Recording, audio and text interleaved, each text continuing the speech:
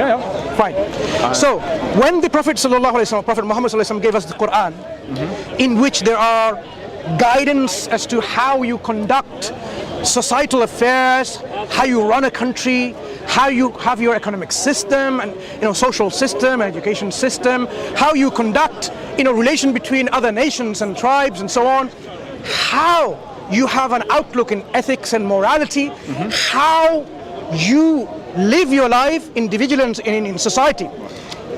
To give you some examples, he tells you, okay, that you need to be truthful, you need to be reliable and trustworthy, you need to be honest in your dealings, in your affairs, in your interactions. Everyone needs to do that. He sets a framework in which the society is raised based on this ethics and normality or morality, and people will be accountable in that society. If people, for example, they rob you, they kill you, they rape you, they plunder you or your wealth, take your land away, your house away, like the other brother was saying earlier on, when someone comes to your house and takes your house away and so on. Now, he gives you reasonable, acceptable laws. For example, he says, if someone kills, you don't say that you give him £20 fine, because we know it doesn't work. Killing, murder does not stop by saying the penalty for murder is $20 or 20 cents or £20. It doesn't work. So what Prophet ﷺ came with from God, laws and regulations, what we call Sharia, the law, in which you, if you are a lawyer, you will understand how even the deterrent aspects makes the human living such a better experience under Islamic law when it's implemented. Today it's not implemented, and that's why we see all this chaos and corruption and all these things, fitna and fasad, all around the world. But when it was implemented, just give you one example, not too long ago, even in Saudi Arabia, right, which is the monarchy today, right, people, when the time of prayer came, Allahu Akbar, Allahu Akbar, you know what they did? Time for prayer came, we need to go to the mosque, the masjid. They will leave their shops, it could be a shop selling gold and jewelry. They didn't need to lock it under lock and key. Put a cloth over it, open.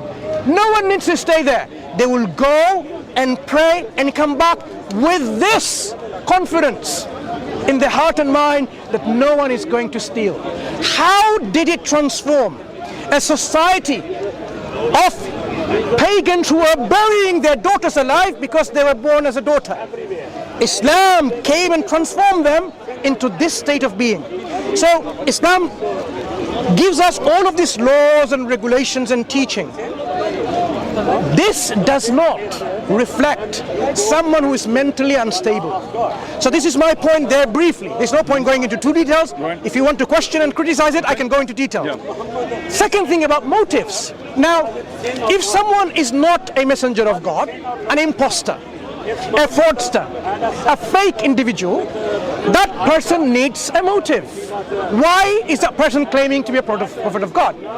Is that claim going to give him some credibility, authority, power to do what he's trying to do? That's people's motives. Maybe he wants to get famous, as you said. Do you know what people did at that time? When he was calling the people to worship none but God and abandon the worship of the creation, abandon worshipping idols that you craft with your own self. When he asked people to worship God, at one point they said, you know what, stop calling us to this one God. Tell us what you want. If you want to be the king, we will make you our king. If you want wealth, just tell us what we want. We will make you the richest among us. If you want women, just name them. You can have any woman that you want. Fame, power, authority, fulfillment of desires. You can have all of this materialistic need fulfilled, but stop calling to worship one God. Do you know what he said? Because if he was an imposter, he has succeeded. He has succeeded in his plan. Now he can be a king and he can control the people. now he can be the richest person and he can control the people in power, in authority, and so on and so forth. He's dead. But he said, in another occasion, if you gave the sun on one of my hands, on the right, for example, and the moon on the other, I would not stop this call until God, prevents me from doing so. So, a sign of sincerity and the absence of these false materialistic motives is demonstrated. This is about fame, power, and so on. Name for himself. He was already famous. He was known as Sadiq al-Amin, the trustworthy, the reliable. People did not know him other than being someone truthful, trustworthy, all his life.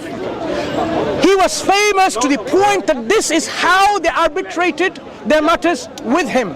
So at one point they wanted to rebuild the Kaaba, in which was the stone that they need to place.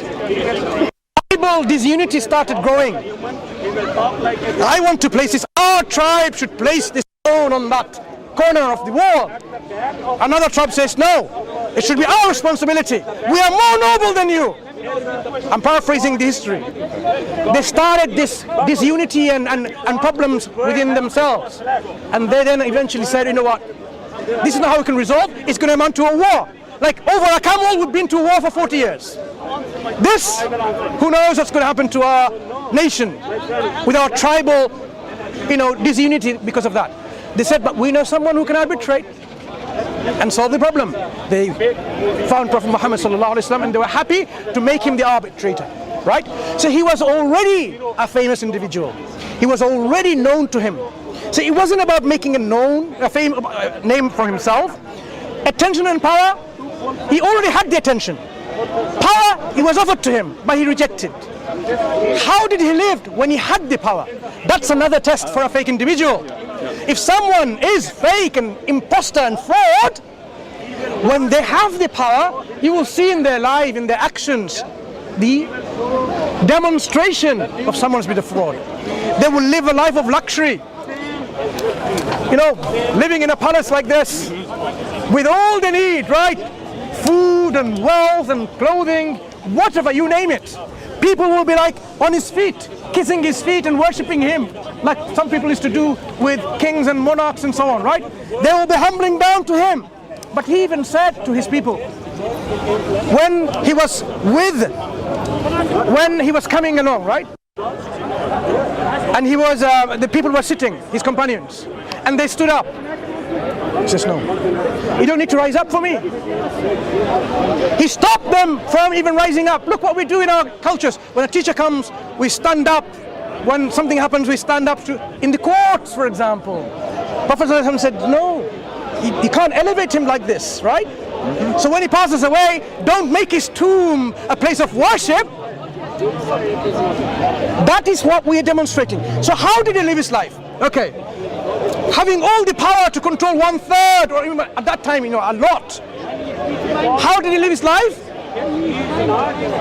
When he died, we can see. When he passed away, he left his possessions. Now we can see how much heavy bolts of the banks that you need for the world to transfer his wealth to there, right? He had a shield from someone else that was given to him, which he was holding, because you're a trustworthy individual that needs to be returned. He had a jar in which there was water. He had a bed made of these date palm leaves and a brick for his pillow. And some utensils were maybe some dates, something left. That was his possession. Now an individual who is a fraudster, a fake, wants fame and glory and power and authority, living a life like this and leaving these possessions as inheritance, this doesn't demonstrate that he was someone who had this ulterior materialistic motive. There are loads of people who've left their position after they died and they're not prophets. Let's understand one point. Yeah, okay. Does this sound to you someone who has a materialistic motive? You haven't explained. You've missed a few bits. Let's talk about in the biography. No. Let's talk about all these things. But when it comes to power, fame, authority, making a name of himself, seeking attention, and so on and so forth. Besides being mentally unstable and producing a Quran, no one can match, whether with its laws or its sciences. Imagine if this was the justification for progress in scientific knowledge, we should induce people to be mentally ill. Because what Quran has brought from its sciences and teachings, which you think could be a mentally ill person's product, we need to make every scientist mentally ill. Because that is the level of what the Quran has brought to the world sphere. So, does it sound to you that he was after power? Right, can I respond? Yep. Yeah, from the beginning, and then I move on to the biography that you gave in Prophet Muhammad. Go ahead. Right.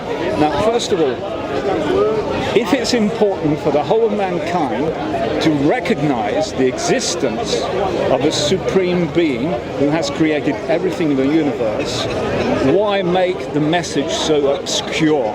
Message is not obscure. It is obscure. No. Because it's coming from. It's not prime. It's not the Okay, can I stop you for 1 second? Just to talk about.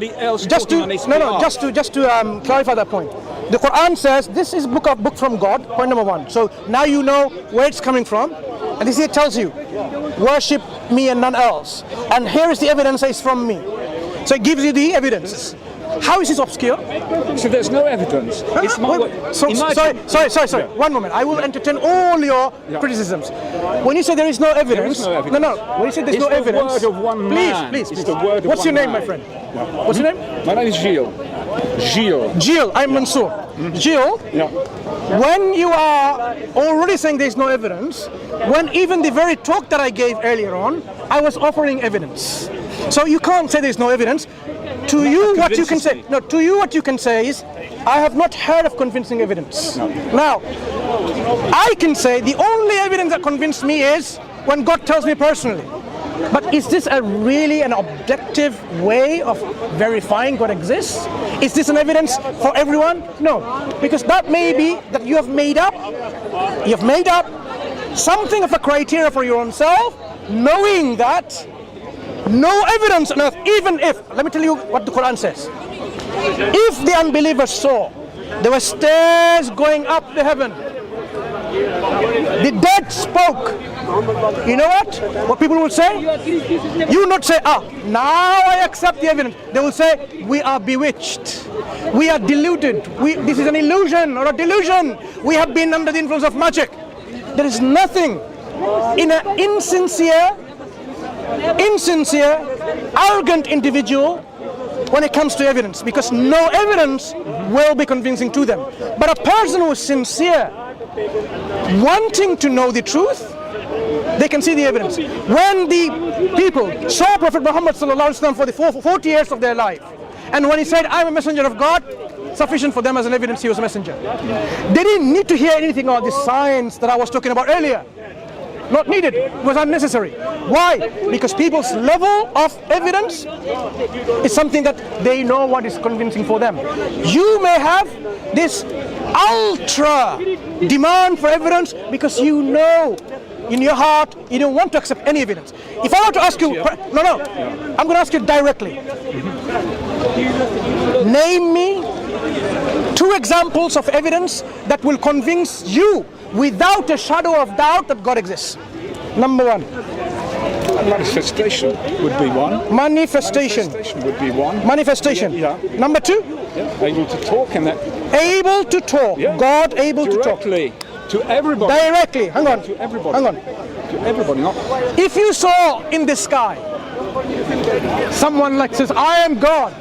You saw it. We all saw it. And it says, I am the creator of the heavens and the earth. If God were to manifest himself here and told you that, so now you've ticked the box, you'd accept him? I'm not sure. See, we stop there. Now let me finish. Okay, finish. Because in order to assess the truth, you have to be rigorous. That's why being a scientist it's a very difficult job. You have to. You have to search, and sometimes you have to go back onto your assumption. Yeah. And you should be Your assumption of manifestation. Yeah, you should be humble enough Yeah. to accept that maybe what you believe in might not be true. We are not discussing that. We are discussing what would convince you, manifestation. Now, what picture do you have of God that when He manifests, or when it manifests, when God manifests? It never happened anyway. One second, please, please. Now, it's your chance to demonstrate that you know what you're asking for. So, tell me, what are you expecting of God that He would manifest as what? You're making the claim. No, I'm not making a claim. I have reversed the table. I have said, what would convince you without a shadow of doubt? Why did I make that qualifier? Without a shadow of doubt means unquestionably you will be convinced. You said I am not sure. That means you were not convinced what you asked for. So let me ask you again. I'm going to probe on this. Number one, manifestation. What are you expecting to God to manifest that you are absolutely convinced that He is God? A manifestation has to be assessed thoroughly. So I can't give you a straight answer straight away. I'm listening. I'm going to listen. Tell me, what are the manifestations that you're expecting so I can tick your boxes? Let's use a phenomenon. You know, in the past, when people saw a rainbow in the sky, they thought it was a God creating it, until the scientists understood refractions, the work of prism, and how. I hope you don't mind. I'm just sitting there. I'm a bit tired. That's okay. Apologies. Yeah. You're more than welcome to sit I'm beside me. okay. They understood how light was composed. Then, from then on, they can ascertain that's what the rainbow is made of. Now, you're asking me if I see something extraordinary. What do you mean by extraordinary? Right, something we've never seen before. Like what? Yeah. Because let me tell you. Microphones with you. Oh, microphones switched up. Beg your pardon. Sorry. Let me tell you something absolutely silly. Like a big hand. It's with me. A big hand coming from the sky. Big hands, manifesting big hands. No. I'm going to take anything that you say, and I'm going to test this. We're going to test this manifestation. Yeah. So when you say manifestation, tell me. You know, it could take a long time to really assess whether what's happening is happening for real. Take your time. Yeah. You saw a hand coming through. Yeah. So how are you going to be convinced it's God? I may never be convinced because then what you're asking for is not convincing. Yeah. So that means your demand that you ask is not convincing to begin with. Yeah. Try again. Yeah. What I'm saying. Shall we go to number two? Yeah. No. Please. What I'm saying. What was the name again? Gio. Yeah. Gio. What I'm saying. When you are asking, don't take things as true from the words of someone you've never met who died hundreds of years ago. I am giving all that you want in terms of convincing you that there is a creator. So I want to hear from you, from your heart and your mind and your intellect and your scientific methodology or otherwise, right? What would convince you that that's God? When you came with the example of manifestation, you will never be convinced, according to what you've just said. So that means what you demand, if you have an hypothesis in science and says, look, you'll never be able to falsify it, that is not a good hypothesis. You will reject that because it's not testable, it's not provable. So what you've asked for, proving something. No, please. What you're asking for is not that it's going to provide you evidence of certainty in your heart and your mind from your own example. So I have to cross this out. It is not what will convince you. Number two, able to talk directly. If you hear someone saying, I am God, we all hear it, you will be convinced? Okay, well, let's talk then. No. Would you be convinced? It's God. Right. I ask questions and I wait for him to carry on. And okay. You ask question, he answers it. He's given me a sentence. I'm waiting for paragraphs and probably a book. No. He tells you everything that you want. He answers you all of it. Answers everything. Right. Would you be convinced? Well, that's purely hypothetical. Your demand is hypothetical too, so it's not a problem. We're in the world of fiction here. We can make up anything. Options. We are in the world of how do we understand the creator exists. So the creator tells you and answers all your questions. You believe? It's purely hypothetical. No. You demand evidence to convince you without a question of doubt. If this happens, would you be convinced? I'll ask for more and more and more and more until. So at what point do you think you'll be convinced? You're not sure? Yeah, because when you start... Wait, slowly. Would you be sure? No, listen. When you start an investigation, you never know how far it's going to go and when it will finish, and when you have all the elements. That's why, even in a court of law... even in a court of law, it's very difficult that somebody is guilty. Innocent. But for you to be convinced so without a shadow of a doubt. So at what point you will say, "Alas, now I'm convinced"? Tell me, at what point? How many questions? Science? You have to put a number. And it's not only asking the word. So I just told you, you're asking something which is going to happen. Why? But God did not create you for the whole world to be forcibly believing in Him. So you're asking, saying, "Oh God, can you show yourself?" And you see that bottle in there with that jar, and you've got the lid behind you. Say, "Are you powerful enough to go into it?" And you close it, you can't come out. You can't have that. I'm saying, what you're demanding, ask yourself. It is unconvincing in the first place. Right. And so that demonstrates something about your own self. Perhaps you need to reflect more, have some self-introspection and saying, why am I being this hyper-skeptic about God? When I see the evidence, for example, have you ever felt, and you said, "Oh God, help me," ever in your life? In the past, when I was a believer. When you were a believer? Yeah, when I was. Okay, so what did make you disbelieve in Him? There must be some either emotional attachments, something that happened to you emotionally, or purely intellectually and rationally, or a combination of both. Because the whole story, I was brought up Catholic. Yeah. So the whole story from the Bible just didn't make any sense. It was not true to life. Okay. Yeah. Like some examples. The Virgin Mary, for instance, that's not true to life. There are many species of the animals gives birth to the same species from the same species. You heard about this already. Yeah. So I don't see how. Does it happen in humans? No, it happens in nature. So you have a precedent in nature, and then you can't say, "Oh, just because I haven't seen and witnessed in humans, it means it's not true and it's just a fable." It doesn't follow like that. This is really not very, being reasonable. If there was nothing of this sort that we have an example to compare with, that's something to say, "Look, this is like magic." Right. But what we have seen is how life can come to be, like with examples.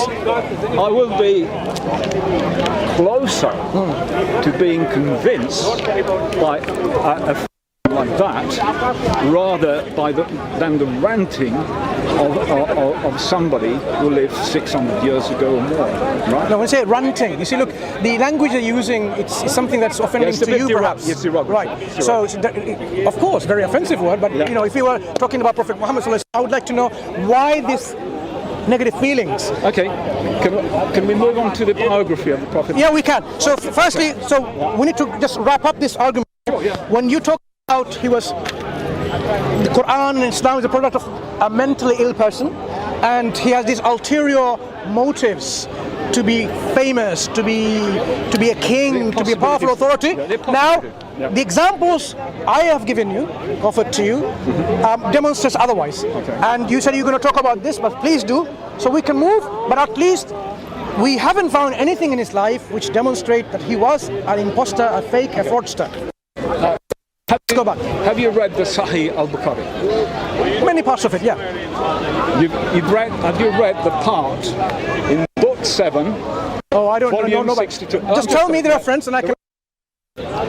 Narration of Aisha. Okay. The Prophet Muhammad married Aisha when she was 6. He consummated the marriage when she was 9. Aisha continued to live with the Prophet until he died 10 years later. Sure. Right. So. Yeah, I'm aware of this hadith. Yeah. Okay. So. About marrying.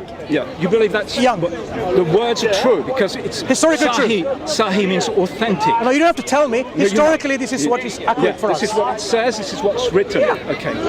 Is it? Would you have a friend who has had sex with a 9-year-old little girl? So, and secondly, do you have any? Let me write this down. any compassion with little Aisha, who had non-consensual sex with somebody in his 50s. Sorry, I haven't finished my first question. Yeah. Would I have a friend, having non-consensual sex with a 9-year-old? A 9-year-old little girl. And the second question?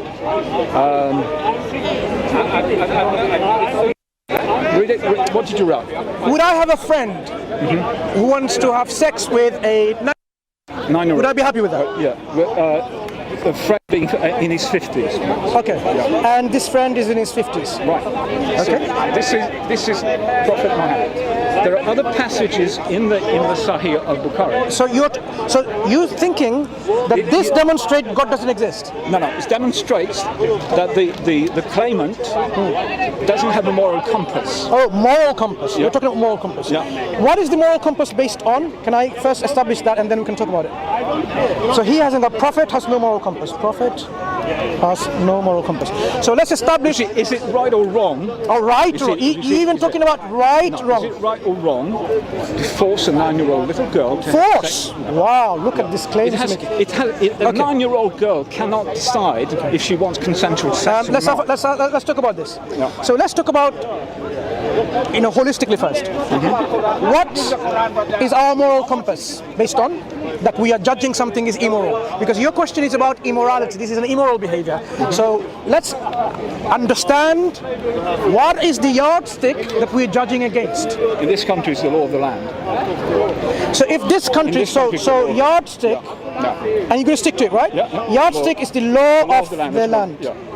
So if the law of the land says you can marry an 8-year-old and have sexual relationship, you'd have no problem with that. Anything below. Wait. So remember, the yardstick from your own definition, law of the land. So if we have now France from tomorrow saying people can marry at the age of 8 and have sexual relationships, and you are a French person and you live in France, you're a French national.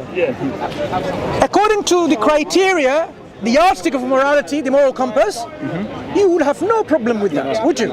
You're making a fallacious argument. One second. Law of the land determines what is moral. That's what you said. Yeah, but that's not. One moment, please. Yeah. Let's go step by step. Are you saying the law of the land is what determines what is moral and what is immoral?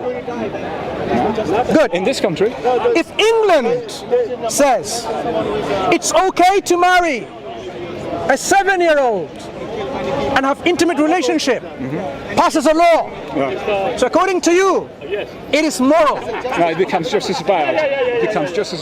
I mean, it's very difficult for me to continue this conversation if you backtrack. Excuse me, Joe. If you backtrack from the very argument you said. Can I finish this point?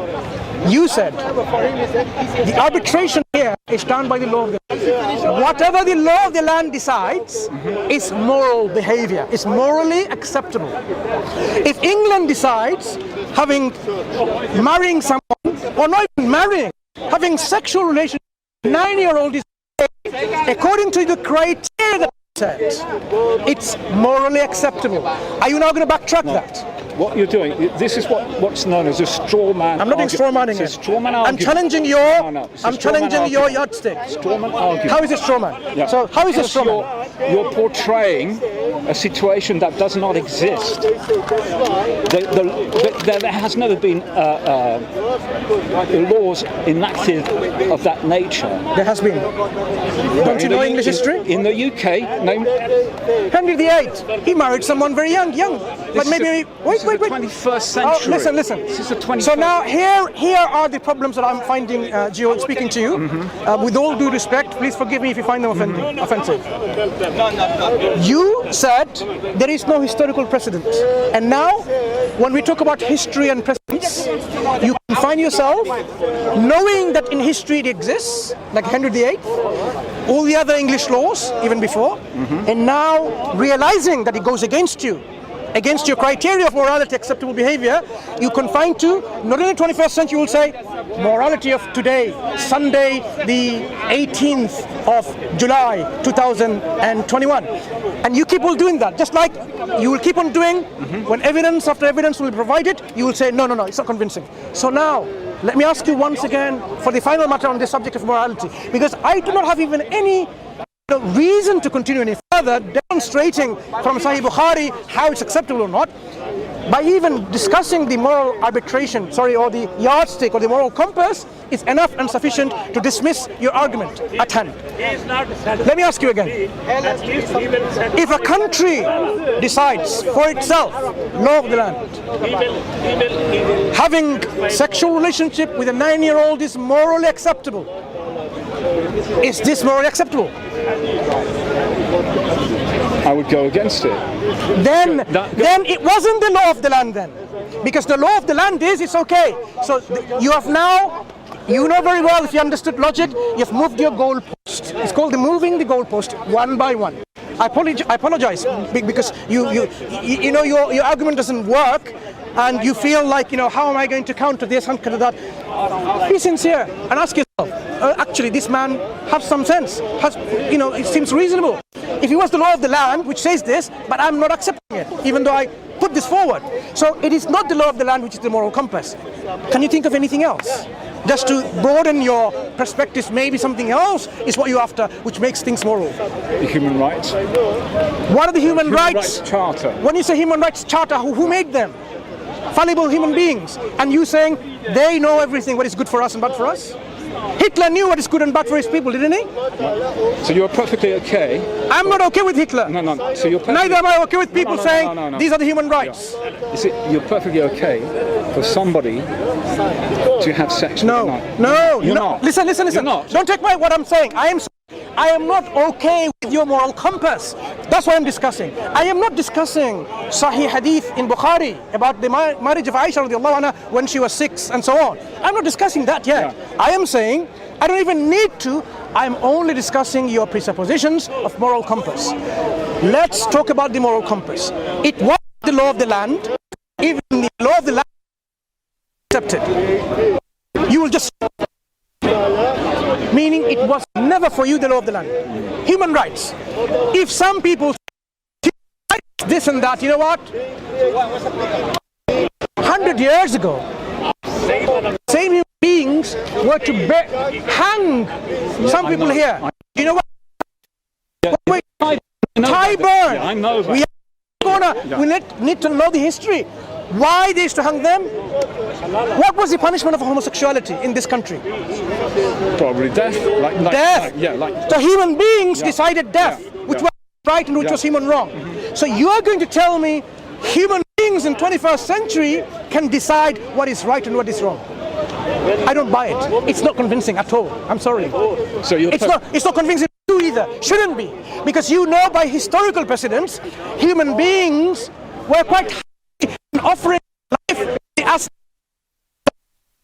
these are virtuous things. That's the right thing to do. Human rights and human wrongs can change, shift, reverse, depending on time and space, and so that cannot be an arbitrator, cannot be the yardstick. So you need to, my friend, to start reflecting on what indeed is the yardstick, what indeed should be the moral compass. Something that, let me help you with some examples, maybe you can reflect on it.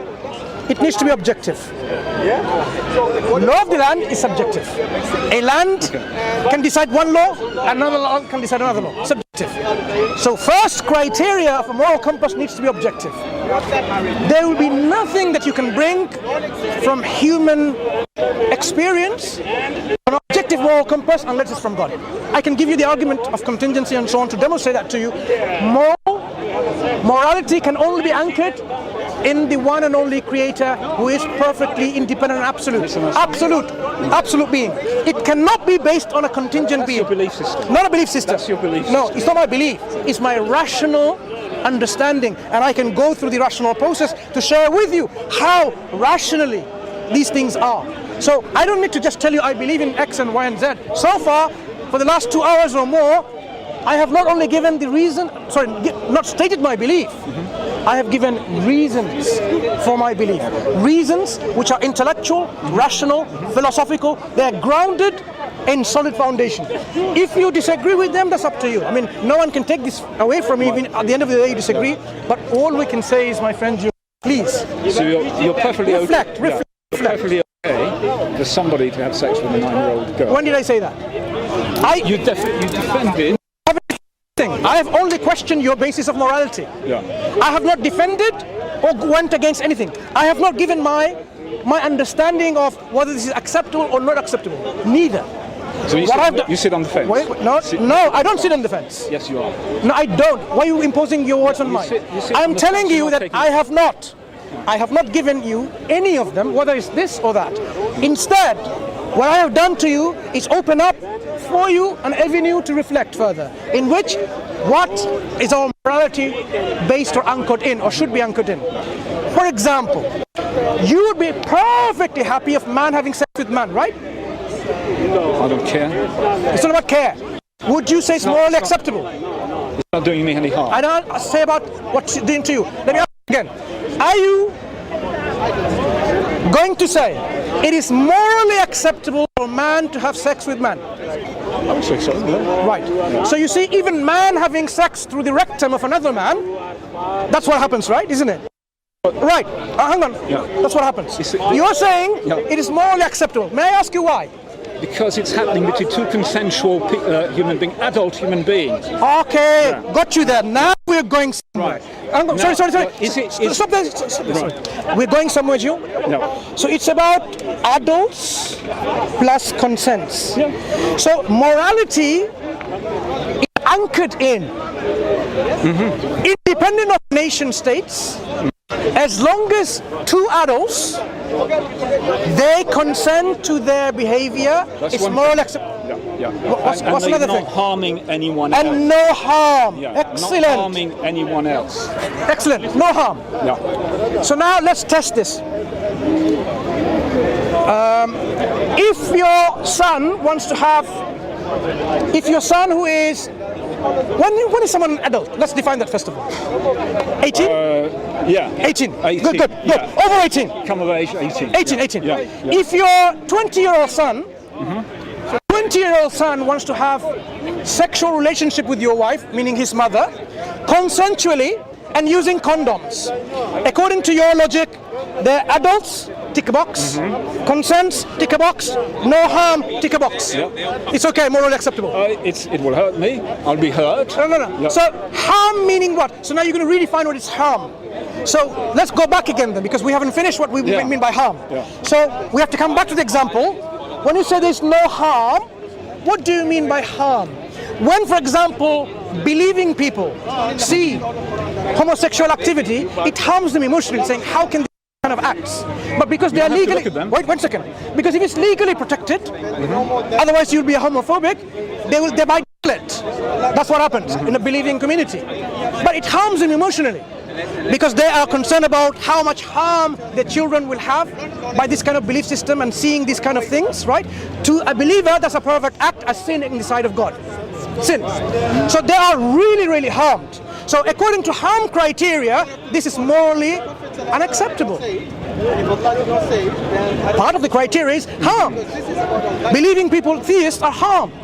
This kind of acts. So you're saying, according to this criteria of harm, homosexuality is not morally acceptable. It doesn't fall into the framework of the law. Wait. Forget about law. We passed the law of the land. We already discarded the law of the land. It has nothing to do with it. So now we're talking about harm. So now if people are harmed, believing people who believe in God and consider this as a sin, look, we have nothing against homosexual people. They have inclinations. But what we are saying is God asked you to curb your inclinations and don't act it out. If you act it out, you're being sinful. In a law, a country in a law which has laws implemented, laws of God, they will be punished. But it's not on the people to take their own hands and punish these individuals. No. Right? God considers it a sin and there's a punishment for this sin. No right for people to be homophobic, right? Because people have many feelings. Some people want to have sex with their tree, whatever, right? But it doesn't mean that you have, the feeling that he's not a decent human being, not a human being. Still a human being, but they have these inclinations. Whatever reasons they have these inclinations. So according to harm principle, homosexuality is not moral because it's a harm. According to your definition, emotional harm. No, I never said that. So what do you mean by harm then? When your 20-year-old son and your wife wants to have sexual relationship within condoms. You're saying you'll be harmed. In what way you'll be harmed? Yeah. I'll give you an example of harm, right? So you have, In this example, how will I'll it be give you harmed? an example. If someone rapes you. No, stop. If someone, No, sorry. Joe, your son, 20 years old, wants to have sex with your wife, his mother. Yeah, and they all. I apologize for this example, right? No, and they're consenting, and they're going to use contraception. You said you're going to be harmed. In what way are you going to be harmed? Let's draw this list of harms that you're going to be facing. Because if I love my wife and someone in any they love each other as well. Yeah, they love you. No. You know, some people can't love multiple people. We're talking about emotions. It's a natural emotion to be. But they love each other too as well. No. So your wife loves you, and she sexually loves your son as well, and they love each other. So then you I might have the choice if I want to stay with her or not. No. When you say harm, what is the harm again? I need to know what the harm is about, so we can regulate and make certain understanding of this is what is harm, and then we'll use that principle to make things moral or immoral. That's what you're saying. Morality is anchored in to adults having consents and no harm. That's more acceptable. So I give you an example, and we are only left with harm bit. You will be emotionally harmed because you feel some kind of betrayal, but she says, I love you still. But if I have the choice to let it go, and that's what. What's wrong with it? What's wrong with it? What's wrong with it morally? What's morally wrong? They're consenting to adults. Yeah. So the wrong bit is harm bit. Is that what you're saying? What? There's something wrong is about harm. What makes it wrong is the harm that is causing you, isn't it? What makes it wrong? Is it making it wrong? So it's not wrong. Is it wrong? I'm asking you now. Is it wrong? Is it morally wrong?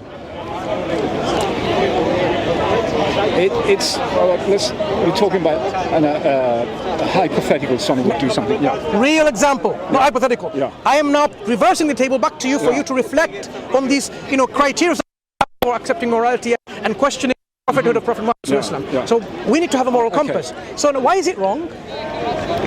That he has sex with my wife. Yeah. Why is it wrong? What's wrong about it?